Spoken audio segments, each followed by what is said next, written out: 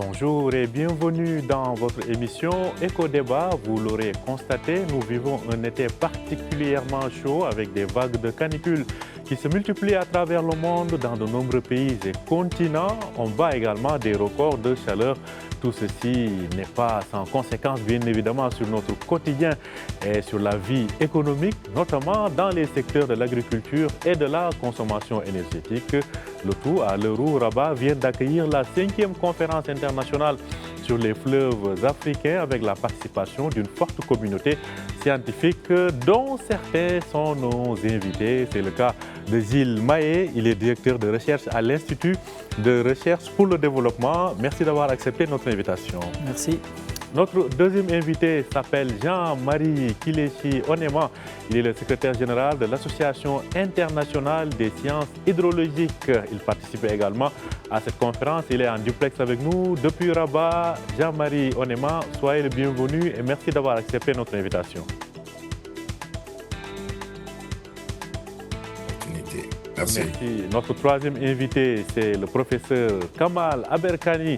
Il est professeur à la faculté des sciences appliquées de Nador et spécialiste donc de l'agriculture. Merci d'avoir accepté notre invitation, si Kamal Aberkani. Bonjour, merci à vous, merci à Midi 1 TV pour l'invitation.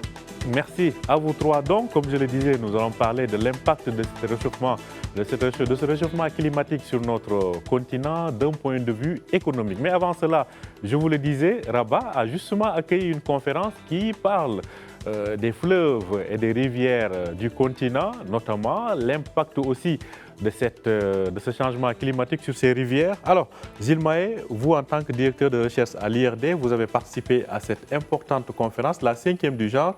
Qu'est-ce qu'il faut en retenir? Déjà, il faut retenir que la faculté des sciences de Rabat a été capable d'organiser un événement vraiment de grande portée internationale où des chercheurs de plus de 50 pays sont venus discuter de l'avenir des fleuves, en particulier africains. Donc c'était un vrai plaisir de croiser dans les couloirs de la faculté au Maroc des gens de tout le continent qui ont pu nouer des contacts pour le futur, pour réaliser des programmes de recherche internationaux. Il faut en retenir que les fleuves africains subissent le changement climatique comme partout, mais avec des impacts qui sont vraiment très importants dans des régions où on a des problèmes déjà d'alimentation en eau, comme l'Afrique du Nord, mais pas seulement. Il y a des pays où il y a beaucoup d'eau, mais où les infrastructures sont pas suffisantes, en Afrique centrale souvent. Et l'ensemble des chercheurs qui s'est réuni ici sous l'auspice de l'UNESCO, parce que ça s'est fait dans le cadre de l'UNESCO et de l'AISH, se sont mis d'accord pour générer une déclaration à l'adresse de tous les citoyens pour faire comprendre l'urgence de protéger les eaux de surface.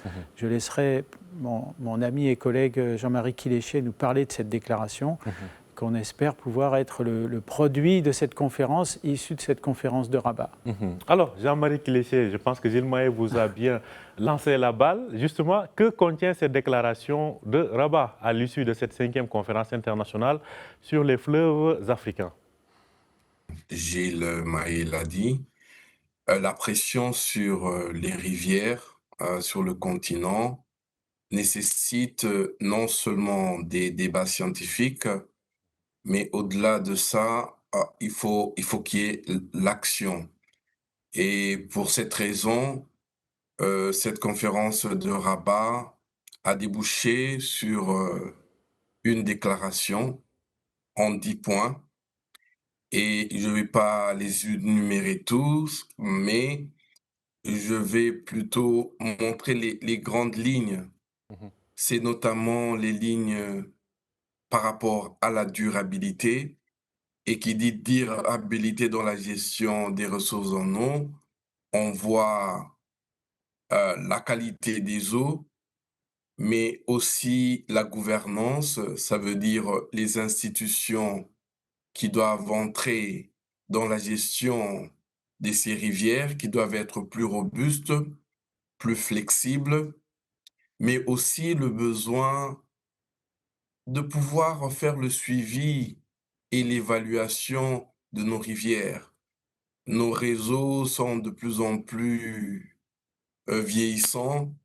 On n'a pas toujours les données primaires. Et au-delà de ça, Mhm. il y a aussi l'efficacité dans l'usage de ces ressources en eau. Et qui dit efficacité dit aussi les acteurs qui entrent en ligne de compte. Mhm. Et il y a un élément qui a été relevé particulièrement au cours de cette conférence, c'est celle liée aux connaissances endogènes sur les ressources en eau. Ça veut D'accord. dire, pour pouvoir gérer les ressources en eau, on ne doit pas toujours importer les connaissances d'autres régions. Il y a le besoin de travailler et de bâtir sur certaines pratiques endogènes Mhm. qui ont été efficaces sur plusieurs années. Et d'ailleurs, puisque nous sommes au Maroc, on a parlé des Kétara, qui est une technologie qui a montré que sur plusieurs années, ça a pu améliorer la gestion. D'accord. Et au-delà de ça, Mhm. il y a aussi l'aspect lié à la jeunesse. De plus en plus le besoin non seulement d'amener la gente féminine, mais aussi la jeunesse à être impliquée dans la gestion des ressources en eau, Mhm. car non seulement nous parlons des besoins présents, mais aussi des besoins futurs. D'accord. Donc c'est Alors, comme un peu qui oui, dirait une oui. ligne, Mhm. une feuille de route D'accord. qu'on va essayer de diffuser du mieux que l'on peut Mhm. pour attirer l'attention sur la gestion durable des rivières au niveau du continent africain. D'accord. Alors, c'est bien résumé par rapport à cette déclaration de Rabat. Vous avez parlé des Khetara. J'y reviendrai tout à l'heure avec Gilles Maé. Mais avant cela, on part à Nador avec le professeur Aber Kani. Alors, professeur, on voit donc finalement que aujourd'hui, on a besoin d'une expertise quand même africaine pour faire face, en tout cas pour proposer des solutions par rapport à ces menaces sur les cours d'eau sur le continent. Alors, bien sûr, pour compléter ce qui a été dit avec Mhm. les collègues tout à l'heure, c'est vrai, moi je suis plus spécialiste dans les sciences de l'agriculture. On parle en termes de continent africain. Vraiment, on est au Maroc maintenant. Le Maroc fait partie de l'Afrique, donc on a vécu quand même des situations de sécheresse, des situations d'inondation durant les dernières années.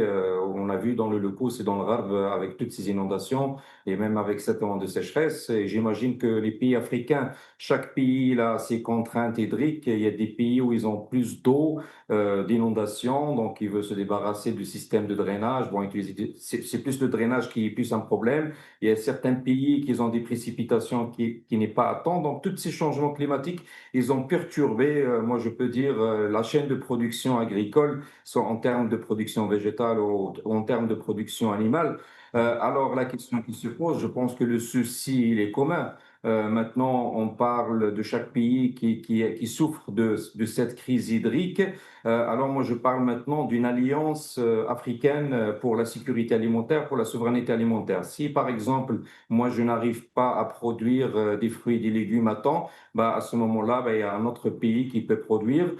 Et voilà. Mais je pense avec toutes les technologies qui existent maintenant, si vous permettez, on parle de l'intelligence artificielle, des systèmes satellites maintenant qui sont de plus en plus sophistiqués et des systèmes de drones, des systèmes de capteurs, même peut-être dans les rivières. Maintenant, on peut prévoir si on peut avoir des inondations avec tous ces modèles mathématiques. Donc, je pense que maintenant, à un moment donné, les changements climatiques, ils sont là. Et il va falloir penser à des solutions à court terme, à long terme, avoir une feuille de route, comment on peut produire à temps et avec la quantité qu'on veut et prévoir notre production, mais avec tous ces scénarios. Parce que Mhm. maintenant, on a des pluies, à un moment donné, on ne veut pas ces pluies-là. Par exemple, on peut avoir des canicules de chaleur, et on les a vues, parce que moi, je parle plus du contexte marocain. On a vu des canicules de chaleur fin mai, et ça a perturbé la chaîne de production céréalière. On a eu des feux. Donc, je pense que ces modèles-là, ils peuvent être au Maroc. Ces inondations, ces problèmes climatiques, ils peuvent être partout. Je pense qu'il faut se préparer à un moment donné à une crise climatique. Et il y a un autre, si vous permettez, un autre point très important, les perturbations géopolitiques et géoéconomiques. On a vu avec le Hormuz qui a quand même perturbé la chaîne de carburant et des intrants agricoles. Ça, peut-être, c'est un D'accord. sujet à en On y, discuter. oui, on y reviendra tout à l'heure. On y reviendra tout à l'heure. Alors, aujourd'hui, il est question, comme je le disais, d'une Afrique qui inspire l'Afrique aussi. Et à Rabat, le professeur Onema l'a évoqué tout à l'heure, par rapport à cette expérience marocaine sur les Khetara. Vous, en tant que communauté scientifique, comment voyez-vous ce dispositif très ancien, hein, il faut le rappeler, qui date depuis des millénaires?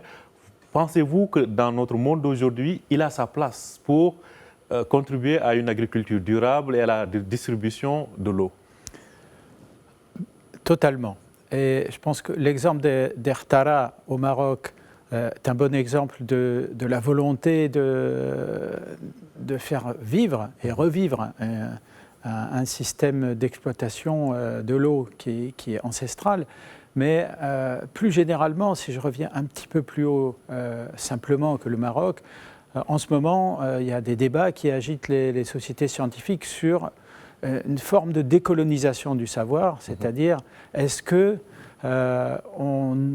c'est pas le moment d'aller chercher dans les connaissances indigènes ou endogènes dans chaque région du monde des éléments qui pourraient être la base d'innovation liée au territoire qui les concerne. On a eu toujours l'habitude d'importer des modèles économiques, d'importer des modèles d'exploitation et même d'importer des modèles de pensée. Et je pense qu'aujourd'hui, l'Afrique, en particulier avec l'intelligence artificielle, est encore un réservoir d'innovation fabuleux et que j'ai beaucoup d'espoir sur les capacités d'innovation qui vont arriver d'Afrique. Et c'est pour ça que cette conférence avait aussi comme ambition de partager ces capacités d'innovation entre différents pays du continent qui ne sont pas tous arrivés au même niveau. Le Maroc est très en avance, en particulier sur l'utilisation de l'intelligence artificielle en sciences hydraulogiques en Afrique. Et ça me paraissait vraiment important de le partager avec beaucoup d'autres pays et que d'autres pays viennent aussi avec leur savoir-faire. En tout cas, c'est bien noté. Alors, je vous propose au cours de cette émission de faire un petit tour d'Afrique, hein, notamment en Afrique de l'Ouest et en Afrique centrale, pour justement parler du cœur du sujet de cette émission, c'est à savoir l'impact économique de ces changements climatiques sur plusieurs secteurs de la vie économique. Commençons donc par Dakar, où nous retrouvons Sirmi Boukaka, qui nous fait un peu le topo sur place de l'impact économique du changement climatique. Longtemps perçu comme une question écologique, le changement climatique est aujourd'hui un enjeu économique qui affecte profondément le Sénégal. La multiplication des sécheresses, des inondations, de l'érosion côtière et des vagues de chaleur ralentit l'activité économique et fragilise les moyens de subsistance de milliers de ménages. Premier secteur touché, l'agriculture, pilier de l'économie nationale. L'agriculture est l'un des secteurs les plus exposés. Les saisons des pluies deviennent plus irrégulières, les périodes de sécheresse plus longues et les inondations plus fréquentes. Résultat, des récoltes en baisse, une diminution des revenus des producteurs, une hausse des importations alimentaires et une augmentation des prix sur les marchés mettant à rude épreuve la sécurité alimentaire. Les zones côtières sont également en première ligne.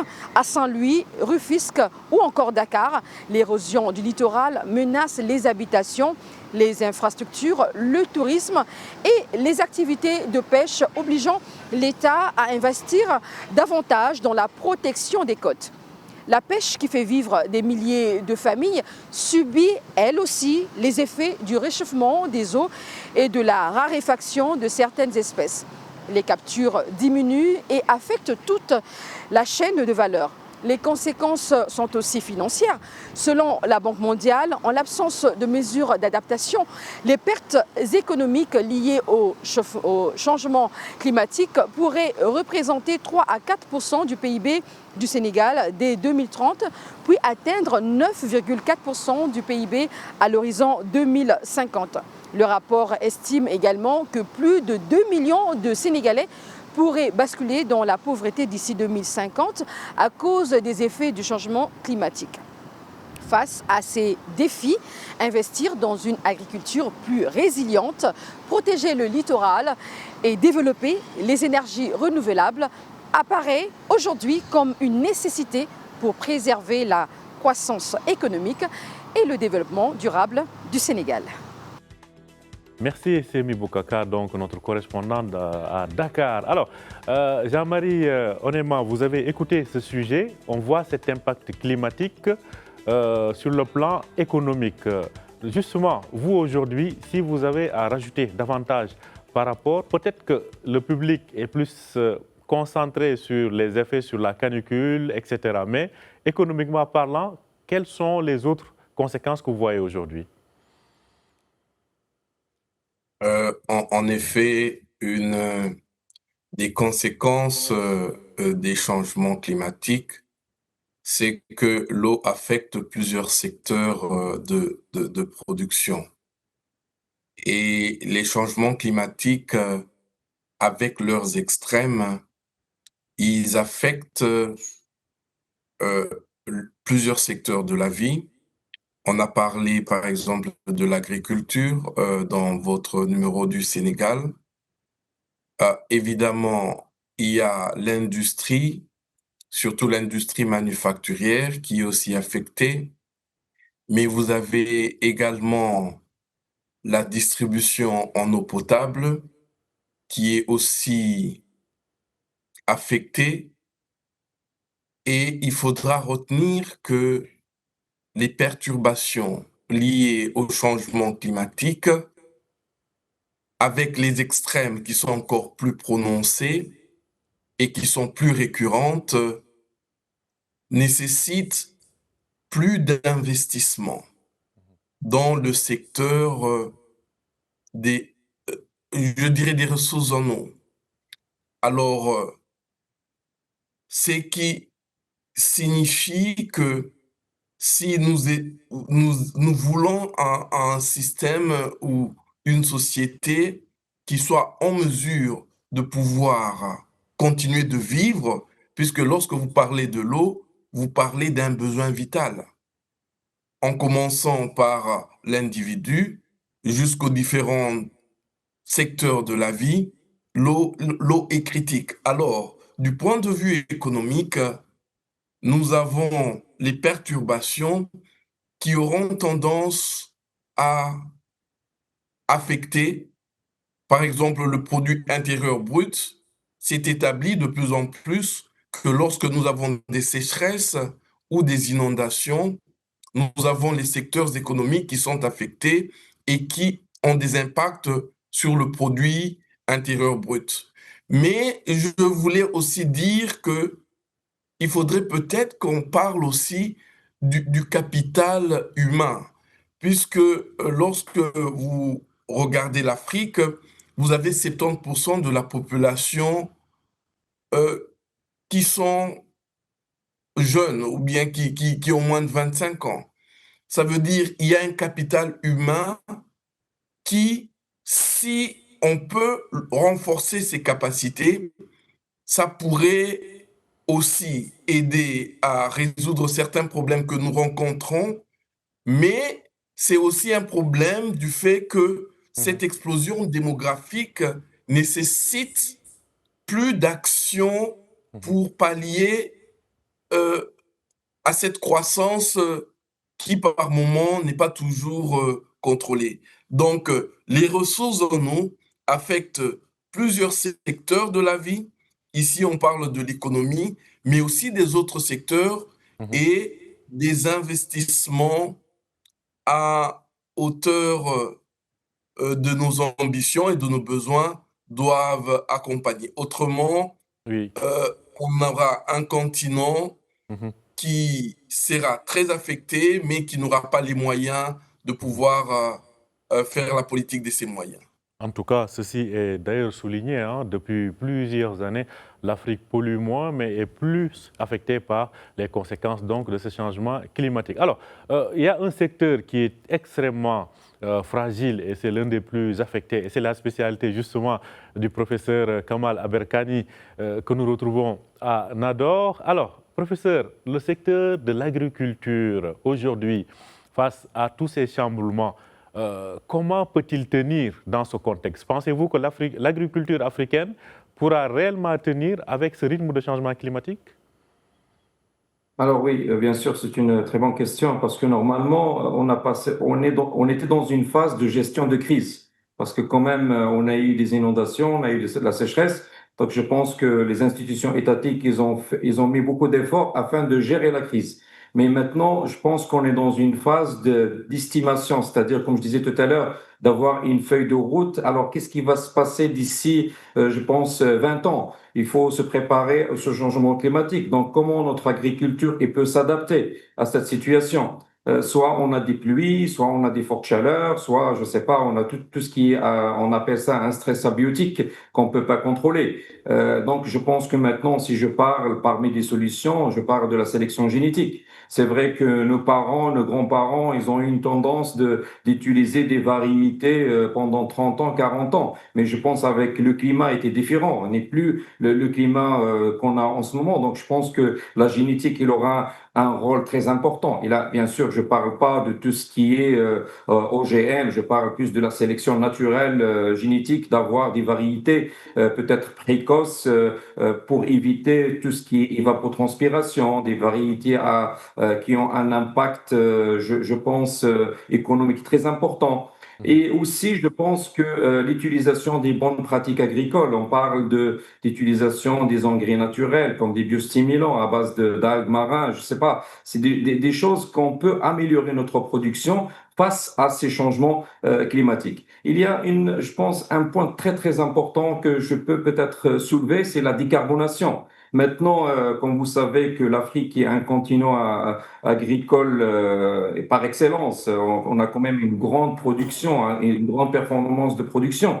Mais il y a des émissions des gaz à effet de serre. Maintenant, je pense que les crédits carbone, c'est un retour d'investissement pour le producteur. Il va falloir, même si ces changements climatiques, ils nous ont impactés, mais il va falloir profiter de cette situation, d'avoir une feuille de route, comment on peut gagner ces crédits carbone. Donc, pour répondre à la question et pour conclure, moi, je pense, oui, on peut s'adapter à ces situations parce qu'on a vu quand même quelques pays, je parle des États-Unis, des pays asiatiques qui ont souffert de ces changements climatiques, mais qui ont quand même réussi à s'adapter face à cette situation.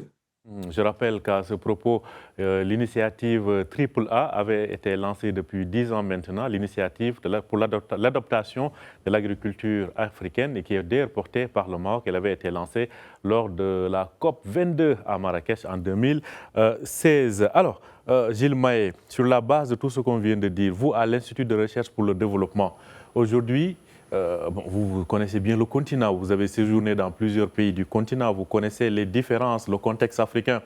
Quelles solutions voyez-vous émerger pour permettre aux économies africaines en fait, de ne pas rater ce train de l'adaptation?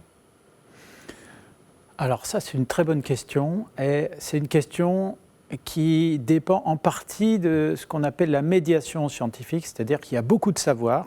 Dans cette conférence, on a pu voir le niveau, la qualité des connaissances des chercheurs africains qui sont venus pour échanger leurs connaissances.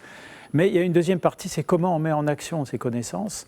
Et la transition entre la connaissance et la pratique et l'utilisation de ces connaissances, elle nécessite de développer une interface, ce qui n'est pas une chose facile.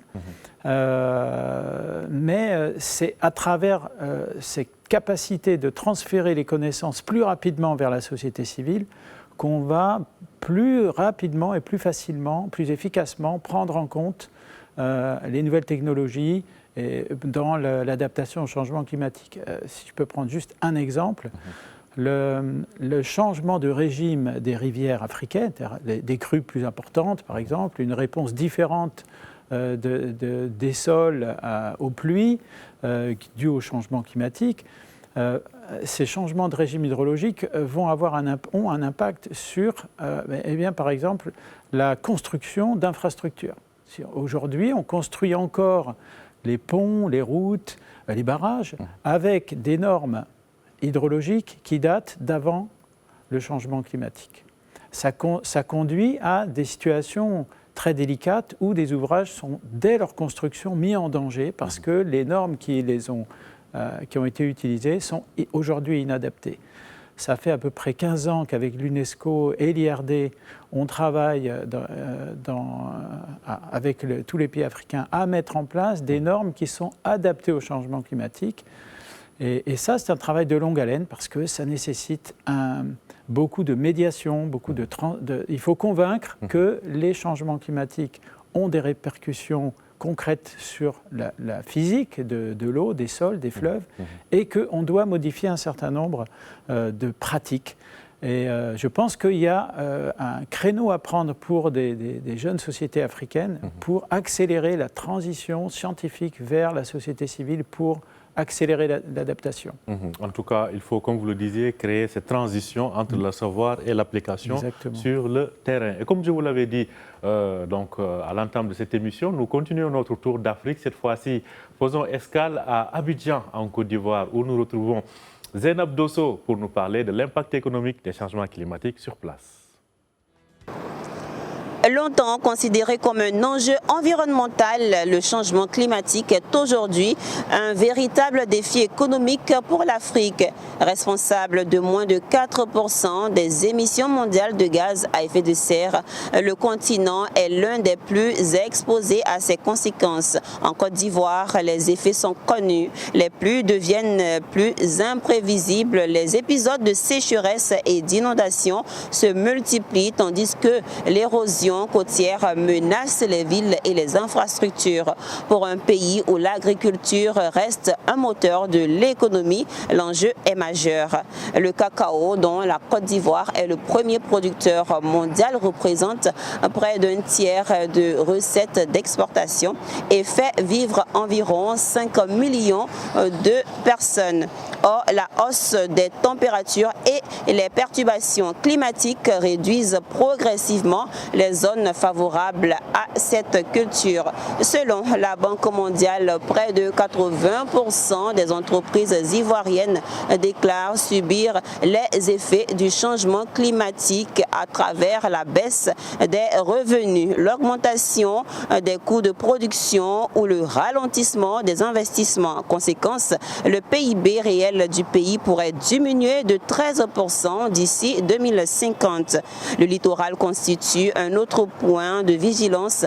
Près de 80% du PIB mondial produit dans les zones côtières où vivent des millions de personnes. Pourtant, les 2/3 du littoral ivoirien sont déjà touchés par l'érosion, ce qui met en péril les habitations, les routes, les activités économiques et le tourisme. Face à ces défis, le Plan national de développement PND 2026-2030 met en œuvre des solutions concrètes, modernisation et adaptation de l'agriculture, investissement dans les infrastructures durables, protection des écosystèmes, mobilisation du secteur privé sur qui le gouvernement compte pour financer ces initiatives vertes à hauteur de 70,2% en intégrant les critères ESG, environnement, social et gouvernance dans les nouvelles industries. Merci à vous, Zainab Dosso, notre correspondante à Abidjan. Alors, Jean-Marie, honnêtement, on vient d'écouter Zainab Dosso par rapport à cet impact en Côte d'Ivoire. On a l'impression même que les impacts se ressemblent d'un pays à l'autre entre le Sénégal qu'on a vu et là la Côte d'Ivoire. Tout à l'heure, nous irons au Gabon. Mais actuellement, il y a un phénomène qui fait l'actualité. C'est le fameux phénomène El Niño, si je prononce bien. Alors, vous, en tant que scientifique actif dans le monde hydrologique, expliquez-nous ce phénomène et son impact réel, surtout sur le continent. Merci pour cette question. Il y a la circulation des masses d'air au niveau des océans qui provoquent des signaux. Et ces signaux, il y a l'un qu'on appelle El Niño et l'autre qu'on appelle la Niña. D'accord. Et par exemple, le signal El Niño, lorsqu'il est positif, la conséquence, c'est que au niveau de l'hémisphère sud, on a des sécheresses. Et généralement, ce signal perdure pendant ça va de quelques mois à quelques années. Et d'ailleurs, pour l'année prochaine, on anticipe un signal El Niño assez prononcé, ce qui voudrait dire que on devrait s'attendre à des sécheresses particulièrement prononcées, particulièrement dans la partie australe de l'Afrique notamment. Alors, ces signaux ont été étudiés et continuent d'être étudiés pour nous permettre de mieux se préparer et de mieux s'adapter aux extrêmes.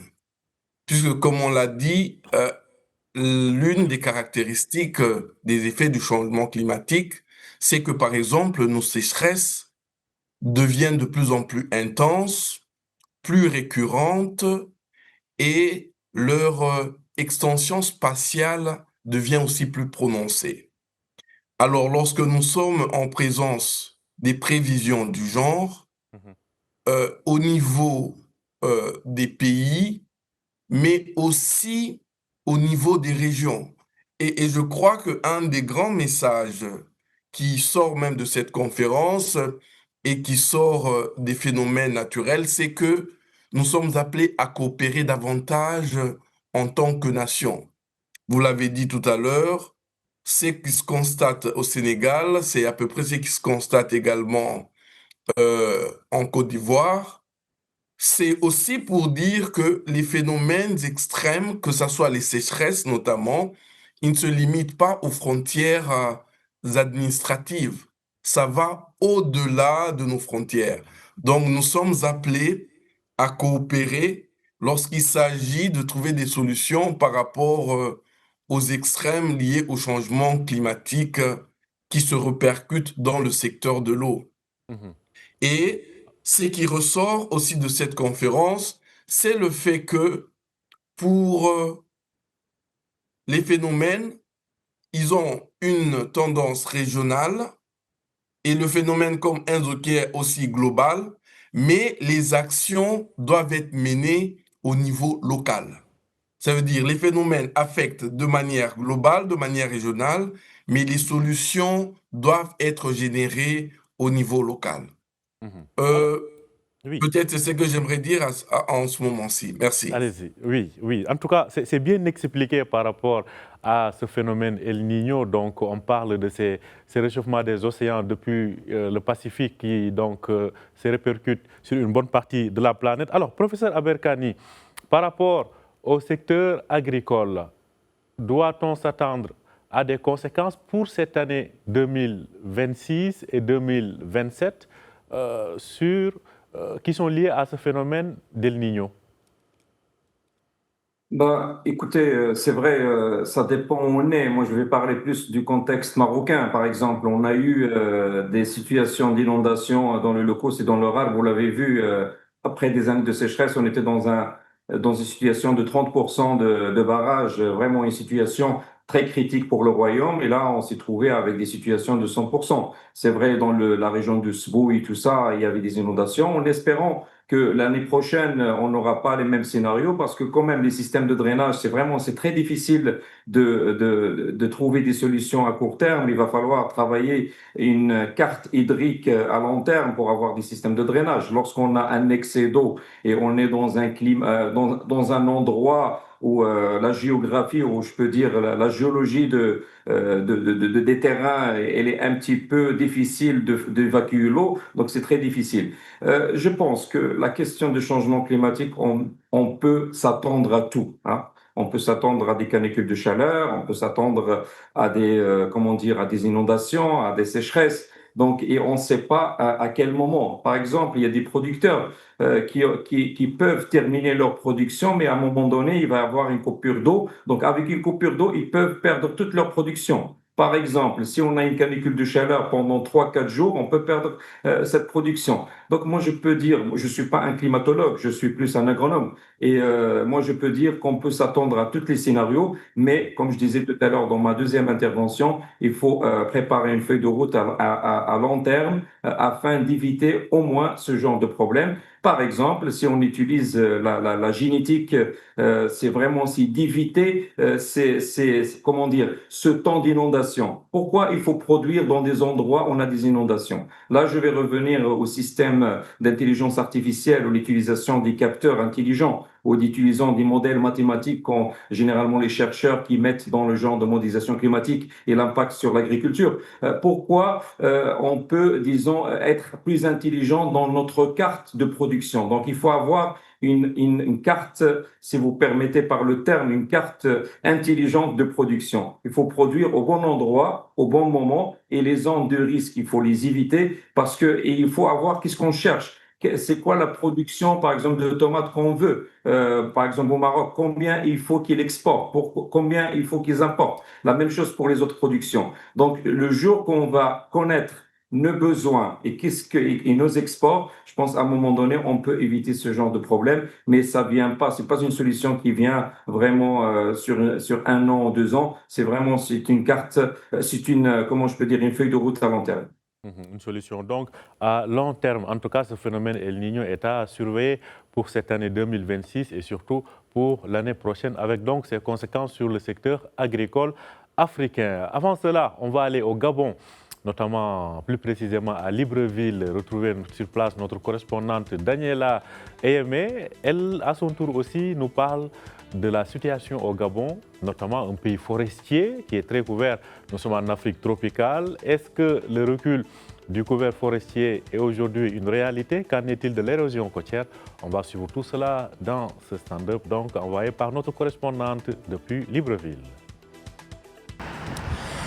Dans un contexte mondial marqué par des bouleversements environnementaux croissants, le rapport national sur le climat et le développement du Gabon met en lumière les défis économiques auxquels le pays est confronté à cause du changement climatique. Cette analyse approfondie examine non seulement la croissance future du Gabon, mais aussi la nécessité d'une diversification économique pour faire face aux impacts du changement climatique. Bien que les forêts du Gabon absorbent plus de carbone que le pays n'en émet, son économie reste fortement dépendante des revenus pétroliers, ce qui la rend vulnérable à la fois au choc climatique et aux tendances mondiales de décarbonation. La hausse des températures, la variabilité accrue des précipitations et l'accroissement des risques d'inondation et d'érosion côtière menacent les populations, en particulier dans les zones urbaines et côtières où se concentre la majeure partie de la population et des infrastructures. Ces aléas pouvaient exaspérer les pressions budgétaires et nuire à des secteurs clés tels que l'agriculture, l'infrastructure et l'emploi. En l'absence des mesures d'adaptation efficaces, les effets du changement climatique pourraient réduire le PIB du Gabon d'environ 3,5% à 5,3% d'ici à 2050. Les pertes proviendraient de la baisse de la productivité de la main-d'œuvre due au stress thermique, de la baisse des rendements agricoles, des dommages causés aux infrastructures et l'augmentation des maladies sensibles au climat. Les pertes annuelles du PIB devraient se situer entre 3,1% et 4,8%, ce qui souligne que la croissance économique ne peut pas à elle seule protéger le Gabon des effets du changement climatique. Dans les scénarios climatiques sévères, le taux de pauvreté pourrait augmenter de près de 2 points de pourcentage d'ici 2050. Face à cette situation, la Banque mondiale propose de mettre en évidence 3 domaines d'action prioritaires, à savoir la modernisation de l'environnement bâti et les infrastructures en améliorant l'accès et la fiabilité de l'énergie, puis améliorer la gestion du capital naturel par la promotion de l'agriculture climato-intelligente. Et pour finir, investir dans le capital humain en renforçant le système de santé. On retient que le Gabon peut faire de la résilience climatique un moteur de compétitivité, d'inclusion et de croissance à long terme. Merci à Daniela Aimé, notre correspondante depuis Libreville. Alors, on a entendu pas mal de propositions, pas mal d'initiatives. Vous, aujourd'hui, quand vous regardez la situation sur le continent, selon vous, quelles initiatives vous paraissent urgentes, opportunes pour faire face à la situation? Alors, très bonne question. À l'échelle du continent, il y a le capital humain, ça a été souligné plusieurs fois, il y a les talents, les connaissances. Mais par exemple, si on veut aujourd'hui en Afrique utiliser une prévision climatique, on va utiliser des sorties de modèles climatiques américains, français, anglais, japonais, pas africains.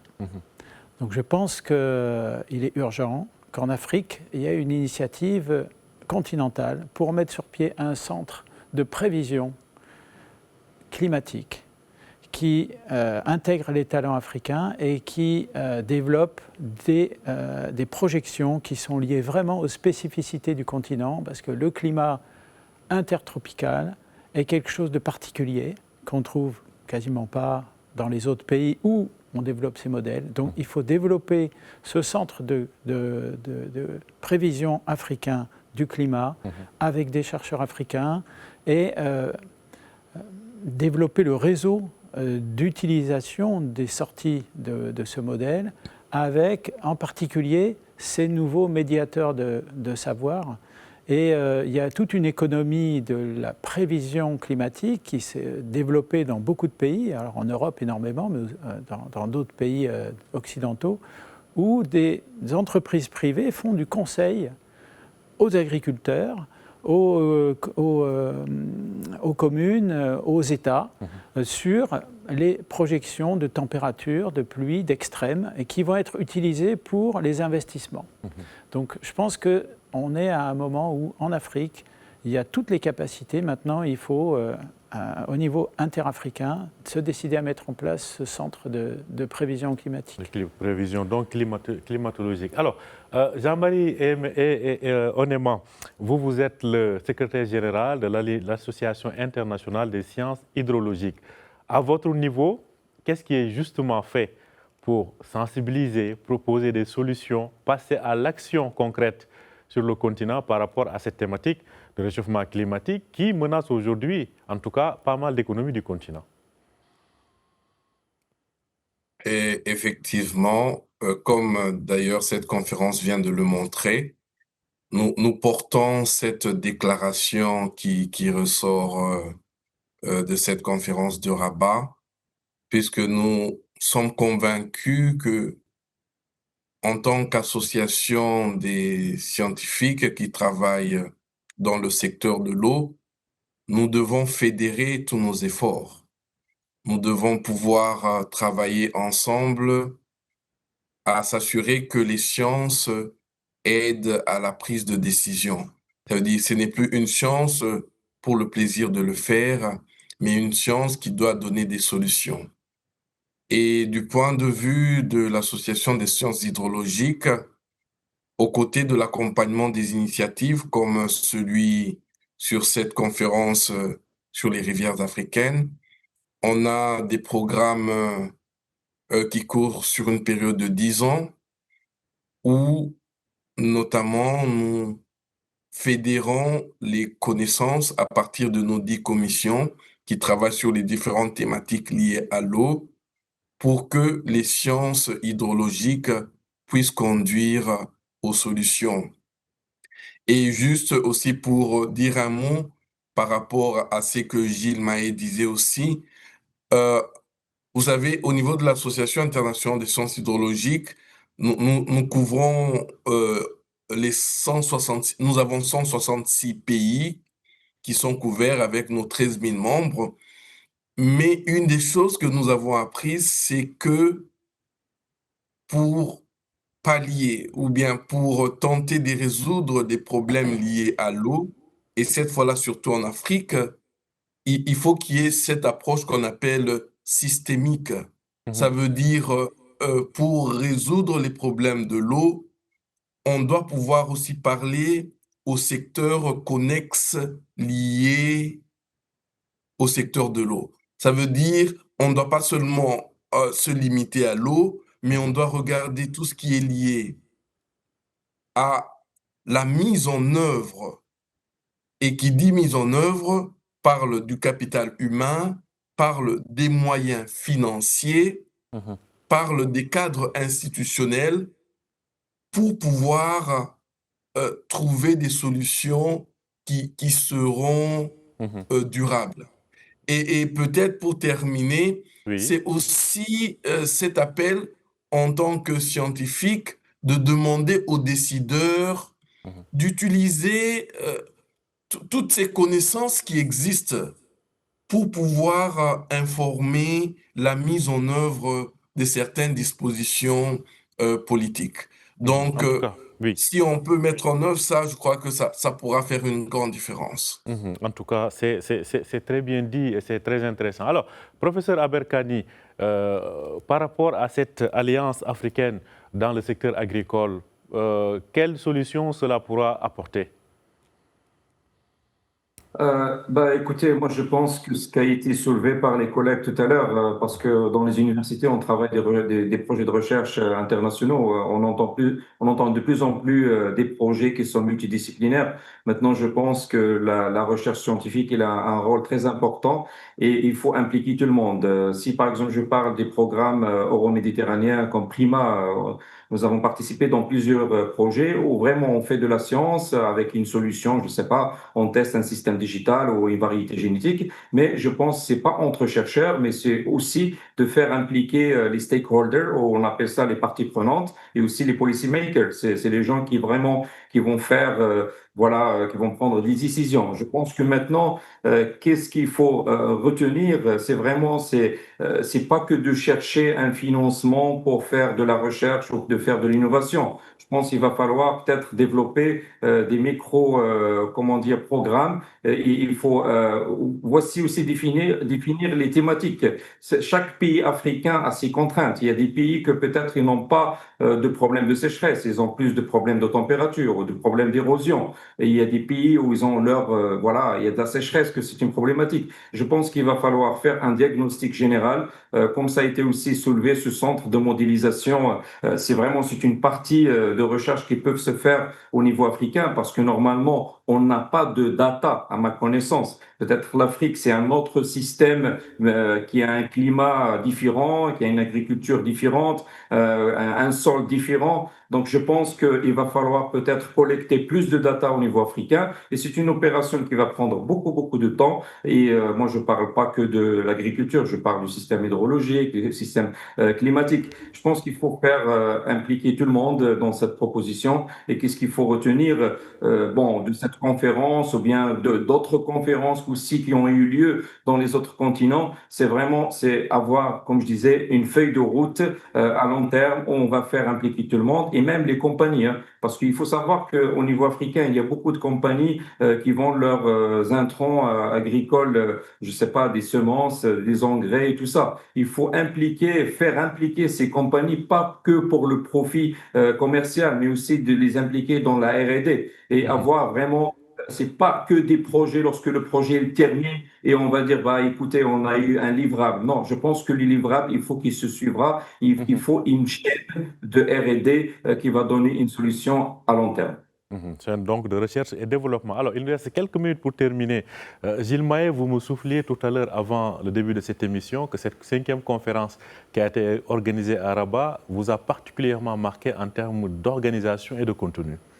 Oui, exactement. Elle a de l'avis de nombreux participants et en particulier d'une participante qui a 80 ans et qui a donc vécu de nombreuses conférences.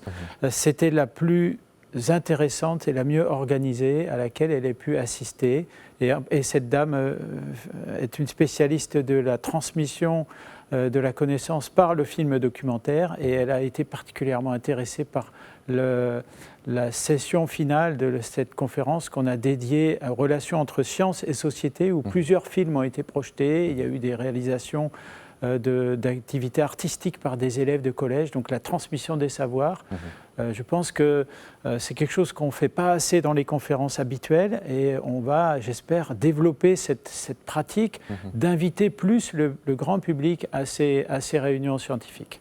En tout cas, ce serait pour plus de vulgarisation et notamment avoir plus de portée donc, auprès de la société. Merci à vous trois d'avoir accepté notre invitation. Gilles Maïs, je rappelle que vous êtes directeur de recherche à l'IRD. L'IRD, c'est l'Institut de recherche pour le développement basé à Montpellier. Merci également à Jean-Marie Kiliché-Onema, qui est le secrétaire général de l'Association internationale des sciences hydrologiques, qui participait justement à cette conférence. Merci également au professeur Kamal Aberkani, spécialiste de l'agriculture et professeur à l'université, professeur à la faculté des sciences appliquées de Nador. Merci à vous trois d'avoir accepté notre invitation. Merci à vous aussi de nous avoir suivis. Bonne suite de programme sur Média et au plaisir de vous retrouver la semaine prochaine dans Éco Débat et sur Média toujours.